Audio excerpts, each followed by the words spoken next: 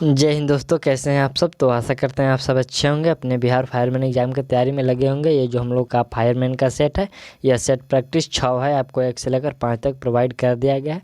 यदि आप लोग नहीं देखे हैं तो प्लेलिस्ट में जाइए, वहाँ पर आपको सारे वीडियो मिल जाएंगे। इसमें आपको 20 प्रैक्टिस सेट दिया गया है, प्रतिदिन आपको एक एक सेट चलाया जा रहा है। चलिए हम लोग देखते हैं सेट को। तो समय यहाँ पर पहला जो प्रश्न है, समान अध्ययन से प्रश्न स्टार्ट हुआ। यह पहला प्रश्न हम लोग का है। यदि आपको PDF चाहिए तो वीडियो के डिस्क्रिप्शन में टेलीग्राम का लिंक दिया गया है, वहाँ से आप लोग ज्वाइन होकर PDF आसानी से प्राप्त कर सकते हैं। चलिए हम लोग पहला प्रश्न देखते हैं। यहाँ पर प्रश्न है कि निम्नलिखित में से कौन से सिख गुरु ने 1699 में खालसा पंथ की स्थापना की थी। यहाँ पर 1699 में खालसा पंथ की स्थापना किसके द्वारा किया गया है। ये जो खालसा निष्ठावान समुदाय है, जिसने अपने विश्वास के दृश्य प्रतीकों को पहनते हैं और योद्धाओं की तरह प्रशिक्षित हुआ था। तो यहाँ पर हमको बताना है कि ये खालसा पंथ की स्थापना किसके द्वारा किया गया था। तो ये श्री गुरु गोबिंद सिंह के द्वारा किया गया था। यहाँ पर राइट आंसर आपका डी हो जाएगा। चलिए दूसरा प्रश्न देखते हैं। यहाँ पर प्रश्न हम लोग का है कि किस सिख गुरु ने सिख विवाह समारोह की शुरुआत आनंद करज के नाम से की थी। आनंद करज के नाम से यह सिख विवाह किसके द्वारा किया गया था। तो यह जो किया गया था श्री गुरु अमरदास के द्वारा किया गया था। यहाँ पर राइट आंसर आप बी कर लीजिए, ये अमरदास के द्वारा किया गया था, ये जो आनंद करज विवाह है। चलिए अगला पॉइंट हम लोग का तीसरे नंबर प्रश्न है कि निम्नलिखित में से कौन सा कथन सही है। इसमें से कथन हम लोग को सही चुनना है कि कौन सा कथन सही है। तो ये 1975 में आपातकाल के समय इंदिरा गांधी भारत की प्रधानमंत्री थे। ये जो आपका ऑप्शन नंबर बी है, ये बिल्कुल सही है। चलिए अगला पॉइंट हम लोग का चौथे नंबर प्रश्न है कि निम्नलिखित दक्षिण अमेरिकी राष्ट्रों में से किसने दक्षिणी अमेरिका क्षेत्र का सबसे बड़ा वन क्षेत्र। यहाँ पर किस में, यहाँ क्या बोलते हैं, किस में दक्षिण अमेरिका क्षेत्र का सबसे बड़ा वन क्षेत्र है। तो यहाँ पर आपका ब्राज़ील राइट आंसर भी हो जाएगा। ये ब्राज़ील में सबसे बड़ा वन क्षेत्र है।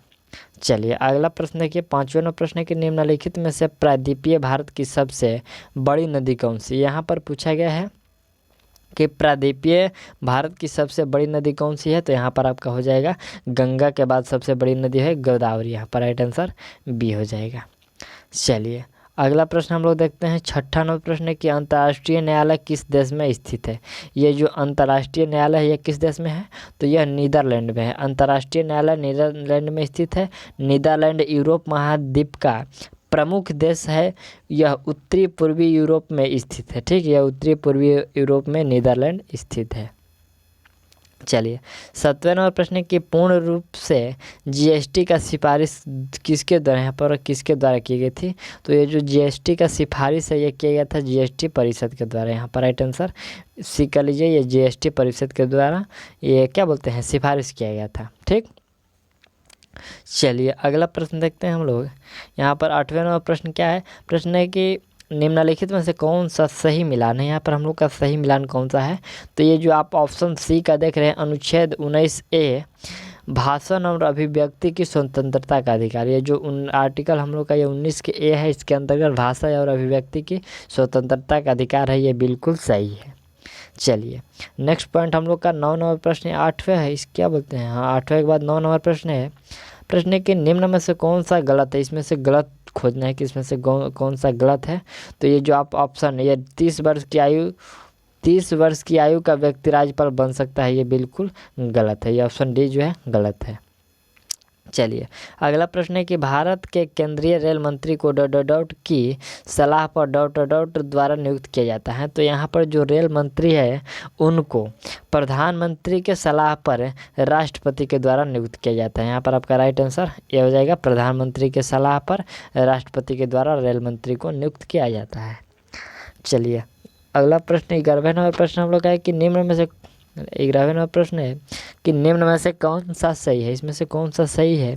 तो ये जो जाकिर हुसैन भारत के पहले मुस्लिम राष्ट्रपति थे, ये जाकिर हुसैन जो थे भारत के पहले मुस्लिम या राष्ट्रपति थे, ये बिल्कुल सही है, इनका जो कार्यकाल में ही इनका निधन हो गया था। चलिए अगला प्रश्न हम लोग का 12वें नंबर प्रश्न है कि पेड़ पौधे में निषेचन के बाद अंडाशय परिवर्तित में होता है। तो पेड़ पौधों में जो अंडाशय, यहाँ पर निषेचन के बाद जो अंडाशय होता है, वह जो परिवर्तित होता है वह फल में परिवर्तित हो जाता है। यहाँ पर राइट आंसर डी हो जाएगा।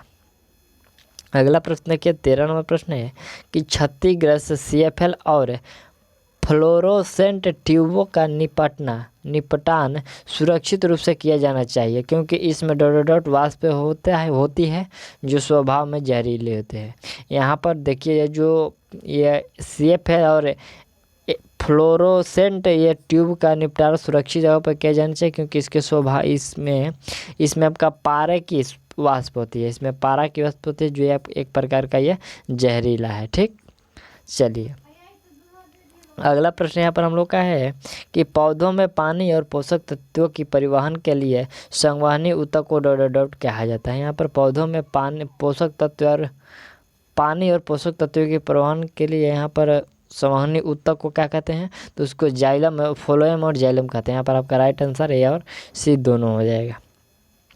चलिए 15वें नंबर प्रश्न के निम्नलिखित विकल्पों में से पुनरुत्पाद बीज उत्पादन पौधों का नाम यहाँ पर बताना है।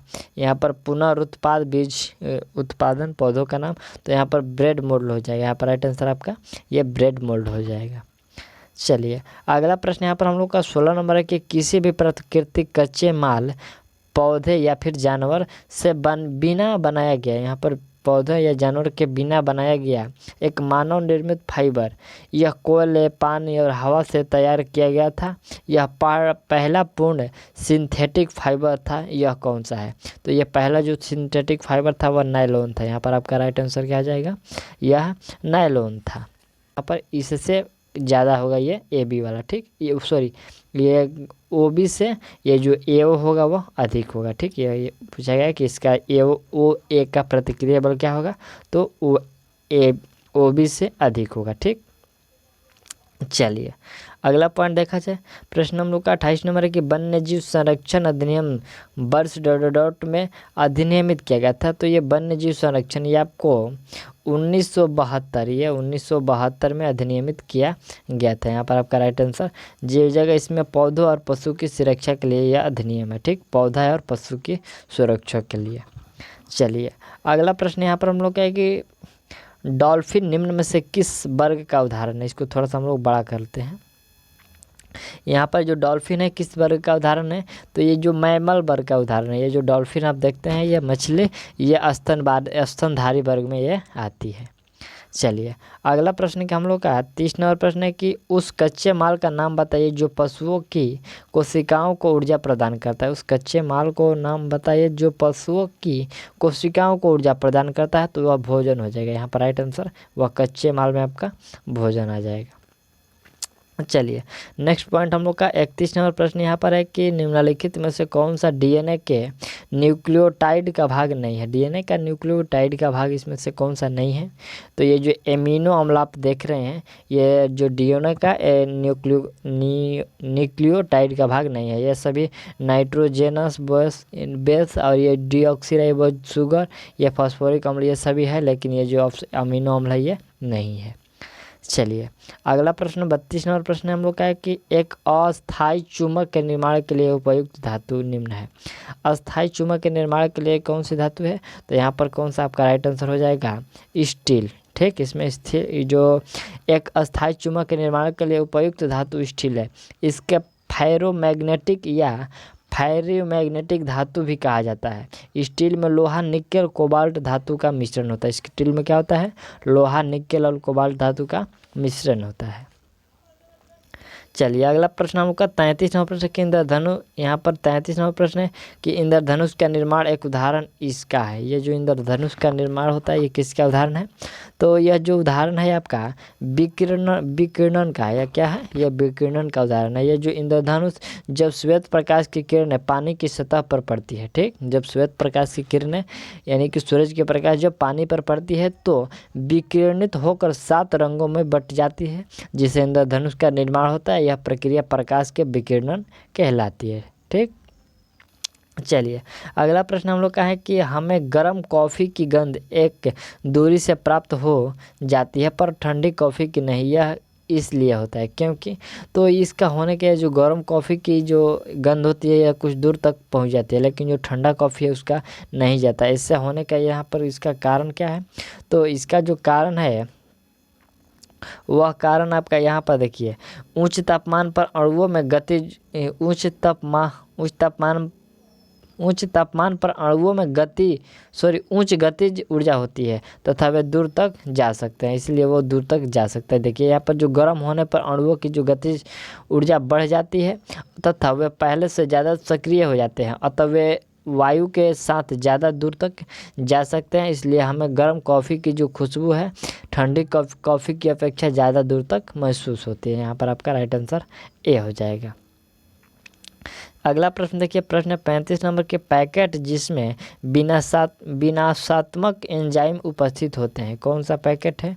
तो वह जो पैकेट है आपका वह हो जाएगा ये लायन का है, जिसको लाइसोसोम भी बोलते हैं। ठीक, चलिए अगला प्रश्न हम लोग का 36 नंबर है। यहाँ पर है कि निम्न में से कौन सी अनुप्रयुक्त प्रक्रिया है? निम्नलिखित में से कौन सा एक अनुप्रयुक्त प्रक्रिया है?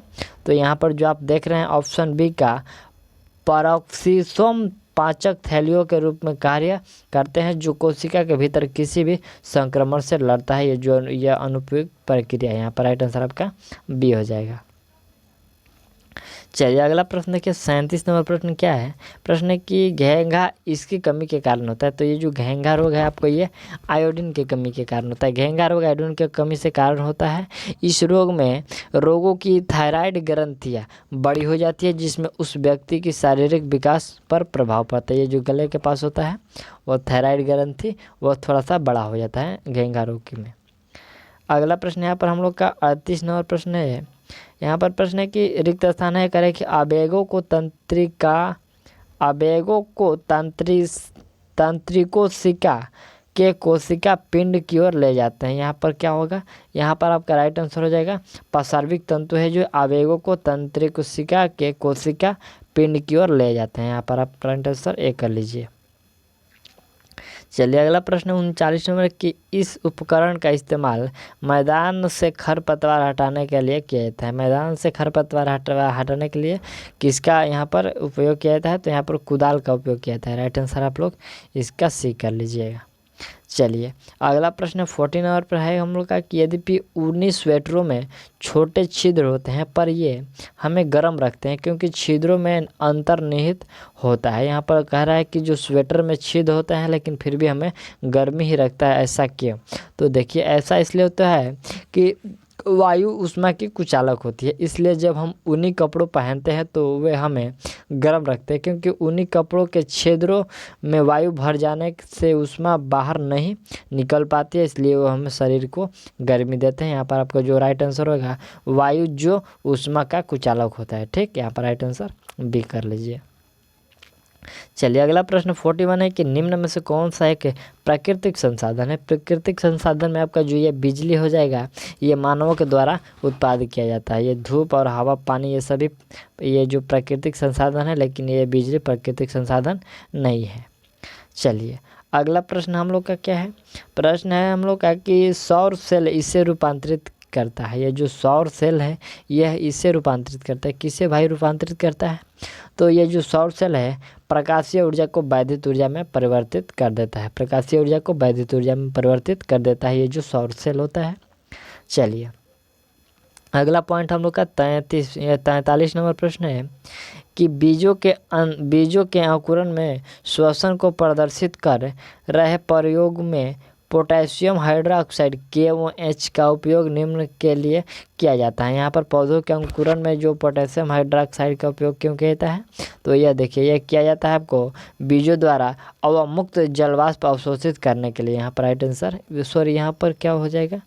ये बी नहीं होगा, यहाँ पर सी हो जाएगा। अंकुरण होने वाली बीजों द्वारा निर्मित कार्बन डाइऑक्साइड अवशोषित करने के लिए। यहाँ पर राइट आंसर आपका सी हो जाएगा। ये पोटेशियम हाइड्रोक्साइड का प्रयोग किया जाता है। चलिए अगला प्रश्न हम लोग का 44 है कि जीव विज्ञान की शाखा जो कि ऊतकों और उसके संगठन के अध्ययन से संबंधित है कहलाते हैं। तो वह क्या कहलाते हैं? तो वह कहलाते हैं ऊतक विज्ञान। यहाँ पर राइट आंसर आपका बी हो जाएगा, वह ऊतक विज्ञान कहलाते हैं। चलिए नेक्स्ट प्रश्न हम लोग का यहाँ पर 45 नंबर प्रश्न है कि शेरे पंजाब के रूप में कौन लोकप्रिय है? यहाँ पर शेर पंजाब के रूप में कौन लोकप्रिय है? तो ये लाला लाजपत राय जी को शेर पंजाब के रूप में यह लोकप्रिय है। लाला लाजपत राय को शेर पंजाब के नाम से भी जाना जाता है, वे पंजाब केसरी के नाम से भी जाने जाता है। यह उपाधि उनको रौलट एक्ट के विरोध किए जाने पर दी गई थी। यहाँ पर रौलट एक्ट के जो विरोध में आए थे उनके लिए ये शेर पंजाब को उपाधि मिली थी। चलिए अगला प्रश्न हम लोग का है कि भारत का सबसे बड़ा गुफा मंदिर कैलाश मंदिर किस प्रदेश में है? ये जो कैलाश मंदिर है यह किस प्रदेश में है? तो बिल्कुल यह महाराष्ट्र में है। यहाँ कहाँ पर है? ये कैलाश मंदिर महाराष्ट्र में, जो कि एलोरा की गुफाओं में स्थित है। चलिए अगला प्रश्न हम लोग का 47 नंबर प्रश्न है कि मालवा क्षेत्र में कौन सा जिला स्लेट पेंसिल कारखानों के लिए प्रसिद्ध है? यहाँ पर मालवा क्षेत्र में कौन सा जो जिला है वह स्लेट पेंसिल के लिए प्रसिद्ध है? तो यहाँ पर जो मंदसौर है, यहाँ पर ये जो स्लेट पेंसिल के लिए प्रसिद्ध है। यहाँ पर 110 फैक्ट्रियाँ स्लेट और पेंसिल की बनी हुई है।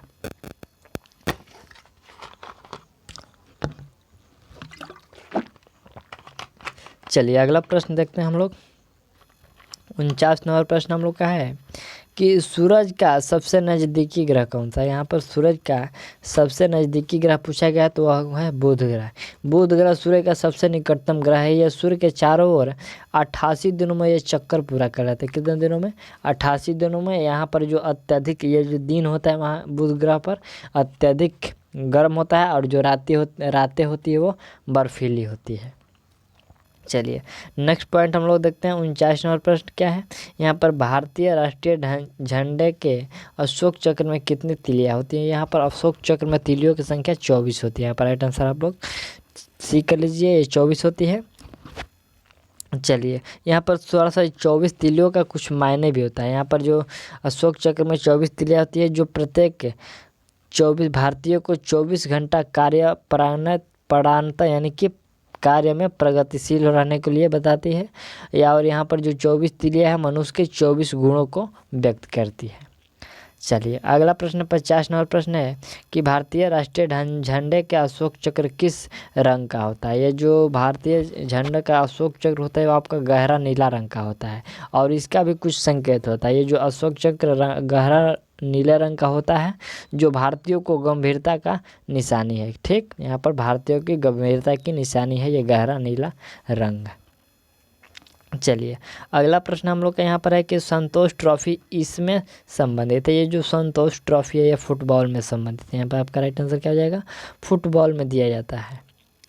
चलिए अगला प्रश्न यहाँ पर हम लोग का है कि संविधान सभा का अध्यक्ष का चयन कब हुआ था? यहाँ पर संविधान सभा के अध्यक्ष का चयन कब हुआ था? यह अध्यक्ष का जो चयन होता है दिसंबर 1946 को हुआ था। कब हुआ था? 11 दिसंबर 1946 को हुआ था। यहाँ पर डॉक्टर राजेंद्र प्रसाद को संविधान सभा का अध्यक्ष चुना गया था तथा एच.सी. मुखर्जी को उपाध्यक्ष में चुना गया था। ठीक, उपाध्यक्ष में किसको चुना गया था? एच.सी. मुखर्जी को। चलिए अगला प्रश्न देखते हैं हम लोग। अगला प्रश्न यहाँ पर हम लोग का 53 की किसने अनुच्छेद 370 का प्रलेख बनाया जिससे कि जम्मू एवं कश्मीर को भारतीय संविधान में विशेष दर्जा प्राप्त हुआ था? यहाँ पर प्रश्न कि किसने 370 धारा बनाया जो ये भारतीय जो जम्मू और कश्मीर को विशेष राज्य का दर्जा ये देता है? तो यह जो बनाया गया था गोपाल स्वामी अयंगर द्वारा बनाया गया था। यहाँ पर राइट आंसर क्या कर लीजिए? डी कर लीजिए, यह गोपाल स्वामी अयंगर के द्वारा बनाया गया था। चलिए अगला प्रश्न देखते हैं हम लोग। यहाँ पर प्रश्न 54 और प्रश्न है कि मंदिरों का बटेश्वर समूह ... में स्थित है। ये जो मंदिरों का बटेश्वर समूह है ये कहाँ पर स्थित है? यह स्थित है मुरैना में। आपका राइट आंसर क्या हो जाएगा? यह मुरैना में स्थित है। यहाँ पर मंदिरों का जो बटेश्वर समूह है मुरैना में स्थित है। यह मध्यकालीन युग में विष्णु मंदिर के लिए जाना जाता था। किसके लिए? मुरैना ये विष्णु मंदिर के लिए जाना जाता था। ये मंदिरों 8वीं 10वीं शताब्दी के बीच बनाया गया है। यह चंबल नदी के किनारे है। कहाँ पर है? ये चंबल नदी के किनारे है। चलिए अगला प्रश्न है कि भारतीय प्रदेश की पहली महिला राज्यपाल का नाम बताइए। यहाँ पर भारतीय प्रदेश की पहली महिला राज्यपाल तो वह सरोजिनी नायडू हो जाएगी। यहाँ पर क्या हो जाएगी? सरोजिनी नायडू, जिनका जो कार्य कर रहा 15 अगस्त 1947 से लेकर 2 मार्च 1949 तक ये उत्तर प्रदेश की राज्यपाल के पद पर रही। ठीक, चलिए अगला प्रश्न हम लोग का यहाँ पर 56 नंबर प्रश्न है कि निम्नलिखित देशों में से कौन सा देश भारत के साथ सीमा साझा नहीं करता है। भारत के साथ सीमा साझा कौन सा नहीं करता है, तो ये देखिए जो बर्मा नामक देश है, ठीक, ये सीमा साझा नहीं करता था। इसका पहले नाम था बर्मा, लेकिन इसको अब नाम बदलकर म्यांमार कर दिया गया है। इसलिए जो बर्मा नामक देश है यहाँ पर अब जो बर्मा नाम से कोई भी देश नहीं है, ठीक, इसलिए यहाँ पर आपका बर्मा हो जाएगा। ये पहले म्यांमार का ही पुराना नाम बर्मा था, अब म्यांमार ये हो गया है और बर्मा नहीं है। चलिए अगला प्रश्न देखते हैं। अगला प्रश्न है कि भारत के संविधान की 8वीं अनुसूची में निम्न में से कौन सी भाषा को मान्यता नहीं प्राप्त की थी। यहाँ पर 8वीं अनुसूची में किसको मान्यता प्राप्त नहीं की थी, किस भाषा को, तो यहाँ पर अंग्रेजी भाषा को मान्यता प्राप्त नहीं की गई थी 8वीं अनुसूची में।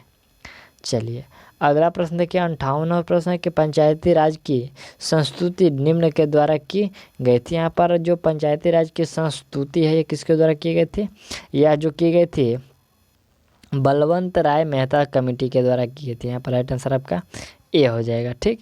ये देखिए यहाँ पर हम थोड़ा सा इसके बारे में बात करते हैं। तो ये पंचायती राज व्यवस्था को 1952 में संविधान संशोधन के द्वारा संवैधानिक बनाया गया था। यह व्यवस्था दक्षिण भारत में प्रचलित पंचायती राज व्यवस्था पर आधारित थी। इस व्यवस्था के लिए बलवंत राय मेहता कमेटी की स्थापना 1957 में की गई थी। इसी के द्वारा पंचायती राज की संस्तुति दी गई है, ठीक, क्लियर है। चलिए अगला पॉइंट हम लोग का 59वां प्रश्न है। प्रश्न क्या है, भारत का संविधान सभा के द्वारा डॉट को अपनाया गया था। यहाँ पर भारत के जो संविधान है संविधान के द्वारा कब अपनाया गया था, तो ये 26 नवंबर 1949 को ये भारत के द्वारा अपनाया गया था। इसको प्रस्तुत कब किया गया था, तो 26 जनवरी 1950 को प्रस्तुत यहाँ पर प्रस्तुत किया गया था, यानी कि लागू किया गया था, लेकिन इसको अपनाया 26 नवंबर 1949 को गया था। चलिए अगला प्रश्न हम लोग का 60 नंबर प्रश्न है कि भारतीय संविधान डॉट लिपि में लिखित हिंदी को संघ की राजभाषा घोषित करता है। तो यह हिंदी का जो हिंदी लिखित को संघ की राजभाषा घोषित करता है, तो वह देवनागरी को, यहाँ पर राइट आंसर बी हो जाएगा, देवनागरी को घोषित करता है। चलिए अगला प्रश्न हम लोग का 61 प्रश्न है कि भारत के पहले मुसलमान राष्ट्रपति कौन थे। यहाँ पर मुसलमान राष्ट्रपति कौन थे, तो वह थे आपके जाकिर हुसैन। कौन थे, जाकिर हुसैन थे, जिनका ये जो प्रथम मुस्लिम राष्ट्रपति थे और इनका जो कार्यकाल के दौरान ही इनकी मृत्यु हो गई थी। ये पिछला में भी प्रश्न आया था। चलिए अगला प्रश्न है कि उच्च श्रेणी का लौह अयस्क निम्न जिलों में पाया जाता है। यहाँ पर उच्च श्रेणी का जो लौह अयस्क है यह किस जिलों में पाया जाता है, तो बिल्कुल ये जो पाया जाता है आपका ये दुर्ग और बस्तर जिला में, ये जिला है ना जी, हाँ जिला, ये दुर्ग और बस्तर जिला में पाया जाता है, जो कि ये आंध्र प्रदेश में है, ठीक, कहाँ पर है, आंध्र प्रदेश में। राइट आंसर आपका बी हो जाएगा। सॉरी, ये दुर्ग और बस्तर जो है ये आंध्र प्रदेश में नहीं है। ये जो दुर्ग और बस्तर है ये महाराष्ट्र में है, ठीक, कहाँ पर है, ये महाराष्ट्र में है। चलिए अगला प्रश्न हम लोग देखते हैं। यहाँ पर 30 नंबर प्रश्न है कि दिलवाड़ा समूह के जैन मंदिर कहाँ स्थित है। ये जो दिलवाड़ा समूह के जो जैन मंदिर है यह आपको माउंट आबू में स्थित है। यहाँ पर राइट आंसर डी हो जाएगा, माउंट आबू में स्थित है। माउंट आबू कहाँ है, तो ये राजस्थान में है। चलिए अगला पॉइंट 64 नंबर प्रश्न देखिए यहाँ पर कि जब भारत को अपनी आज़ादी मिली तब भारतीय राष्ट्रीय कांग्रेस के अध्यक्ष कौन थे। ठीक, जब भारत को 1947 में आज़ादी मिली तो उस समय भारतीय जो कांग्रेस पार्टी है उसके अध्यक्ष कौन थे, यही प्रश्न है। तो उस समय जो उसके अध्यक्ष थे आचार्य कृपलानी। यहाँ पर राइट आंसर क्या हो जाएगा, आचार्य कृपलानी, जो 1946 के मेरठ अधिवेशन में और भारतीय राष्ट्रीय कांग्रेस का अध्यक्ष चुना गया था। ये आज़ादी के समय कांग्रेस के अध्यक्ष थे। ठीक, चलिए अगला 65 नंबर है कि प्रश्न है अंडमान निकोबार द्वीप समूह डॉट में स्थित है। ये जो अंडमान निकोबार द्वीप समूह है यह कहाँ पर है, तो सबसे पहले इसका जो राजधानी अंडमान निकोबार द्वीप समूह की ये पोर्ट ब्लेयर है। और ये कहाँ पर है, तो ये बंगाल की खाड़ी में। यहाँ पर राइट आंसर ये हो जाएगा। चलिए अगला प्रश्न क्या कि प्रश्न हम लोग का क्या है, प्रश्न है कि कृषि पशुओं का वैज्ञानिक प्रबंधन डॉट कहलाता है। ये क्या कहलाता है, कृषि पशुओं का जो वैज्ञानिक प्रबंधन हुआ पशुपालन कहलाता है। यहाँ पर राइट आंसर आपका डी हो जाएगा। चलिए अगला पॉइंट देखते हैं हम लोग। प्रश्न है कि संगठन का उच्चतम स्तर क्या है। संगठन का जो उच्चतम स्तर है वह जैव मंडल है। यहाँ पर राइट आंसर आपका जैव मंडल हो जाएगा। अगला प्रश्न 68 नंबर है कि क्या होगा यदि दो चुंबकों के सामने ध्रुवों को एक साथ लगाया जाए। क्या होगा, तो होगा यहाँ पर वे एक दूसरे को प्रतिकर्षित करते हैं। जब एक दो चुंबक लेते हैं, जैसे कि ये रेडियो वाला स्पीकर, यदि हम लोग इसको सटाएंगे तो ये दोनों अपने बाहर की तरफ जाएगा। ये मतलब दोनों एक दूसरे की ओर प्रतिकर्षित, मतलब सटेगा नहीं, ठीक। इसी को ये प्रतिकर्षित करेंगे ये एक दूसरे को। चलिए अगला प्रश्न देखिए। प्रश्न है हम लोग का कि एक कोशिकीय यूकारियोटिक सूक्ष्म जीव को दिया गया नाम बताइए। यहाँ पर एक कोशिकीय जो यूकारियोटिक सूक्ष्म जीव है उसको दिया गया नाम बताइए क्या है। तो उसको नाम दिया गया है यहाँ पर प्रोटिस्टा। क्या दिया गया है उसको प्रोटिस्टा नाम दिया गया है। इसके अंदर अमीबा, पैरामीशियम और बैक्टीरिया आदि आते हैं, ठीक। राइट आंसर बी हो जाएगा। चलिए अगला प्रश्न हम लोग का 70 नंबर क्या है। प्रश्न की उपास्थि एक डॉट संयोजी ऊतक है। ये जो उपास्थि है एक क्या है, तो ये उपास्थि एक आपका कोमल संयोजी ऊतक है। यहाँ पर क्या हो जाएगा, कोमल संयोजी ऊतक है। राइट आंसर आपका सी हो जाएगा। चलिए नेक्स्ट प्रश्न हम लोग देखते हैं यहाँ पर 71 71 और प्रश्न के निम्न में से क्या आपको बीमार बना सकता है यदि आप एक संक्रमण व्यक्ति के संपर्क में आते हैं। तो यह प्रश्न है कि कौन सा जो बीमारी है आपको बीमार बना सकता है यदि आप उस बीमारी के व्यक्ति से मिलते हैं। तो यहाँ पर जो इन्फ्लुएंजा है यह आपको ये संक्रमण बीमारी बना सकता है। कहने का मतलब कि ये छुआछूत का बीमारी है। छुआछूत आप लोग समझते होंगे, इसको छुआछूत का बीमारी इन्फ्लुएंजा को बोलते हैं, ठीक। इन्फ्लुएंजा या फ्लू के रोग के संपर्क में रहने से यह रोग फैलता है। यह मुख्यतः रोगी के खांसने, छींकने, बोलने और श्वसन के करने से फैलता है। यहाँ पर कोरोना जैसे यह बीमारी है, ये जो छींकने, खांसने और बोलने से यह फैलता है। चलिए अगला पॉइंट देखिए हम लोग का 72 नंबर प्रश्न है कि मानव का मुख्य उत्सर्जी पदार्थ क्या है। मानव का जो मुख्य उत्सर्जी पदार्थ है, तो इसमें आपका जो आ जाएगा यूरिया आ जाएगा, ठीक। यहाँ पर मानव का मुख्य उत्सर्जी पदार्थ, ऐसे तो ये कार्बन डाइऑक्साइड को भी इसको उत्सर्जी बोल सकते हैं, लेकिन यहाँ पर मुख्य रूप से ये यूरिया होता है। चलिए अगला प्रश्न हम लोग का है कि गहरे सागर में गोताखोर इसलिए विशिष्ट सूट पहनते हैं। क्यों विशिष्ट सूट पहनते हैं, तो ये समुंदर के उच्च दाब से बचने के लिए। यहाँ पर समुंदर के उच्च दाब के बचने के लिए वो जो निम्न प्रकार के सूट पहनते हैं। चलिए अगला पॉइंट देखिए हम लोग का 74वां प्रश्न है कि ICUN, यहाँ पर ICUN रेड लिस्ट इसमें मदद करती है। यहाँ पर ICUN जो है रेड लिस्ट में मदद करती है। क्या, तो यह मदद करती है आपको यहाँ पर पादप और पशु प्रजातियों की विश्वव्यापी संरक्षण स्थिति का आकलन करने में ये जो ICUN है ये मदद करती है, ठीक। चलिए अगला प्रश्न हम लोग का 75 नंबर है कि विद्युत धारा के चुंबकीय प्रभाव जिस वैज्ञानिक के द्वारा खोजा गया था उस वैज्ञानिक का नाम बताना है। तो उस वैज्ञानिक का नाम था क्या था, उस वैज्ञानिक का नाम था हैंस क्रिश्चियन ओस्ट्रेड। यहाँ पर आपका ओस्ट्रेड हो जाएगा। राइट आंसर इसका डी हो जाएगा, जिसने ये क्या होते हैं विद्युत धारा चुंबकीय प्रभाव का खोज किया था।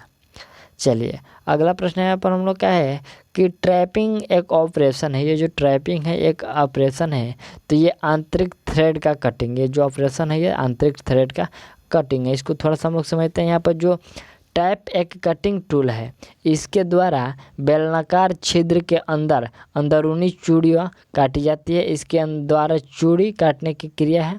इसी क्रिया को यहाँ पर क्या कहते हैं, इसी चूड़ी काटने की क्रिया को ट्रैपिंग, यहाँ पर ट्रैपिंग कहते हैं। चूड़ी काटने का एक प्रक्रिया है जिसको ट्रैपिंग ऑपरेशन बोलते हैं। यहाँ पर ये जो आंतरिक थ्रेड की कटिंग होती है। चलिए अगला प्रश्न यहाँ पर हम लोग का हिंदी से प्रश्न स्टार्ट हुआ। यहाँ पर 77वां प्रश्न देखिए। प्रश्न है कि व का उच्चारण स्थान, इसको बोलिए और समझिए कि ये जो व का क्या है, तो व बोलने में आपको दंतोष्ठ होता है। यहाँ पर राइट आंसर सी हो जाएगा। अगला प्रश्न हम लोग का है कि महा प्लस उर्मी, इसका जो महा प्लस उर्मी का संधि रूप क्या होगा। तो यहाँ पर इसका जो संधि रूप होगा वह हो जाएगा महोर्मी। क्या हो जाएगा, महोर्मी। राइट आंसर डी कर लीजिए। अगला प्रश्न हम लोग का है कि पंक्ति शब्द का तद्भव होता है। तो ये जो पंक्ति शब्द का तद्भव होता है वह पांत होता है। यहाँ पर पंक्ति मतलब पात होता है, ये वाला बी हो जाएगा। चलिए अगला प्रश्न है कि मैं आज तक परीक्षा में सफल ही हुई हूँ। रेखांकित शब्द को पहचानिए। यहाँ पर जो तक है इसको हम लोग इसको पहचानना है कि ये क्या है। तो यहाँ पर जो तक वाला शब्द देखे हैं वह जो शब्द है आपका निपात शब्द है। कैसा शब्द है? निपात शब्द है। यहाँ पर आपका राइट आंसर ए हो जाएगा। चलिए अगला प्रश्न देखते हैं। प्रश्न है कि वचन की दृष्टि से कौन सा जोड़ा सही नहीं है। यहाँ पर वचन की दृष्टि से कौन सा जोड़ा सही नहीं, जैसे कि लाता लताएं, घोड़ा घोड़े, किताब किताबें, सखी और सखिया, कौन सा सही नहीं है? तो यहाँ पर जो आप सखी और सखिया देख रहे हैं ये बिल्कुल सही नहीं है। ठीक, यहाँ पर आपका। चलिए अगला प्रश्न देखते हैं। अगला प्रश्न क्या हम लोग का है 82 और देखिए प्रश्न है कि अधोलिखित विलोम शब्द युग्म में कौन सा सही नहीं है। इसमें कौन सा सही नहीं है? विलोम प्रसारण का संकुचन, अयोजस्वी का निस्तेज और विज्ञा का सविज्ञा, देहाती का शहरी। इसमें कौन सा जो युग्म है ये विलोम है जो सही नहीं है। तो यहाँ पर जो विज्ञा का सविज्ञा है यह गलत है, यानी कि यह सही नहीं है। यहाँ पर जो विज्ञा का विलोम होगा तो वह अनभिज्ञा हो गया। यहाँ पर अनभिज्ञा हो जाएगा इसका विलोम। चलिए अगला प्रश्न देखिए। प्रश्न है कि अशुद्ध वाक्य को शुद्ध करें। यहाँ पर शेर को देखकर उसका होश उड़ गया का शुद्ध रूप क्या होगा? यहाँ पर शेर का यहाँ पर पहला है कि शेर को देखकर वह भयभीत हो गया, यानी कि डर गया। दूसरा है शेर को देखकर वह बेहोश हो गया। तीसरा है शेर को देखकर उसका होश भाग गया। और चौथा है शेर को देखकर उसके होश उड़ गए। कौन सा है जो यहाँ पर शुद्ध है? तो यहाँ पर देखिए जो शुद्ध है वह शेर को देखकर उसके होश उड़ गए। यहाँ पर आपका राइट आंसर डी है, जो यह शुद्ध है। ठीक, चलिए अगला प्रश्न क्या है हम लोग का। यहाँ पर अंग्रेजी का प्रश्न स्टार्ट हुआ। ठीक, यहाँ पर अंग्रेजी का प्रश्न देखिए। प्रश्न क्या है कि complete the following sentence with the most suitable option. यहाँ पर I didn't know dot the in the party. यहाँ पर क्या हो जाएगा? यहाँ पर एनीबॉडी हो जाएगा। यहाँ पर क्या हो जाएगा? I didn't know anybody the in the party. यहाँ पर राइट आंसर एक कर लीजिए। चलिए अगला प्रश्न यहाँ पर हम लोग का है 85 नंबर प्रश्न की use the correct form of the verb in the following sentences में वर्ब को चुनना है। यहाँ पर ही dot in Allahabad for 5 year. यहाँ पर क्या हो जाएगा? तो यहाँ पर जो आपका राइट आंसर होगा वह हो जाएगा ही हैज़ बीन लिविंग। क्या हो जाएगा? ही के साथ हैज लगेगा और has been living in Allahabad for 5 year. यहाँ पर राइट आंसर बी कर लीजिए। चलिए अगला पॉइंट देखा जाए तो प्रश्न है कि in the following question some part of the sentence में have error, find out which part of the sentence has an error and select the operative option. If a sentence is free from error select no error. यहाँ पर error खोजना है कौन से वाक्य में आपको एरर है। तो यहाँ पर जो आप ऑप्शन यहाँ सी नंबर देख रहे हैं इसमें एरर है। और यहाँ पर एनोदर देखें, यहाँ पर एनोदर है, एनोदर के जगह पर यहाँ पर अब क्या होगा? ओदर होगा, क्योंकि ये जो एनोदर है ये सिंगुलर पर अनोदर है जो सिंगुलर नाउन के साथ प्रयोग होता है। जो अदर है ये अनकाउंटेबल और प्लूरल नाउन के साथ ये प्रयोग होता है। ठीक, तो यहाँ पर आपका ये एनोदर के जगह पर ओदर होगा। चलिए अगला प्रश्न देखते हैं 87 नंबर प्रश्न के in the following question out of the given pro alternative select the one which best expressions the meaning of the given word. यहाँ पर लॉगिंग का मीनिंग खोजना एक्सप्रेसेस वाला। तो इसका जो आपका राइट आंसर हो जाएगा, इसका राइट आंसर क्या हो जाएगा? यह हो जाएगा यार्निंग। ठीक, यहाँ पर जो इसका मतलब होता है लॉन्गिंग का, इसका लालसा या उत्कृष्टा होता है। और यहाँ पर जो यार्निंग है इसका यार्निंग का जो होता है यहाँ पर इच्छुक होता है। यहाँ पर इसका हिंदी इच्छुक होता है, तो यहाँ पर इसका इच्छुक कर सकते हैं। ठीक, इसका राइट आंसर डी कर लीजिएगा। चलिए अगला प्रश्न हम लोग 88 नंबर प्रश्न देखते हैं। In the following question out of the given pro alternative select the one which opposite meaning of the given word. यहाँ पर उल्टा मीनिंग खोजना है ये कैम्पबल का। तो इसका जो उल्टा मीनिंग होगा वह कौन सा हो जाएगा? वह उल्टा मीनिंग में आपका आ जाएगा।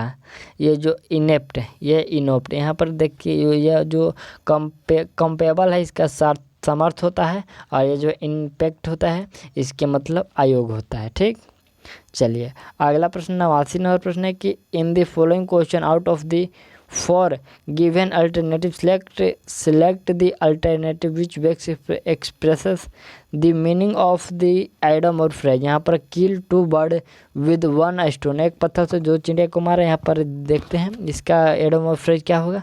तो इसका जो idiom और phrase में हो जाएगा to accomplish two different thing at the same time। यहाँ पर आपका राइट आंसर ए हो जाएगा। ठीक, चलिए अगला हम लोग का 90 नंबर प्रश्न है कि in the following question a word has been written in 4 different way out of the which only one correctly spelled select the correctly spelled word. यहाँ पर हम लोग का यहाँ पर 4 मीनिंग दिया गया है, चारों में से कौन सा जो है सही है। तो यहाँ पर जो ऑप्शन आप बी का विलिंगनेस देख रहे हैं ये सही है। यहाँ पर स्वेच्छा होता है, इसका मतलब स्वेच्छा होता है। ठीक, तो ये जो हम लोग का फायरमैन का सेट प्रैक्टिस था यह सेट 6 था, और आपका जो सेट 7 है आपको जल्द ही प्रोवाइड कर दी जाएगी। तब तक के लिए थैंक्स, और मिलते हैं अगले वीडियो में।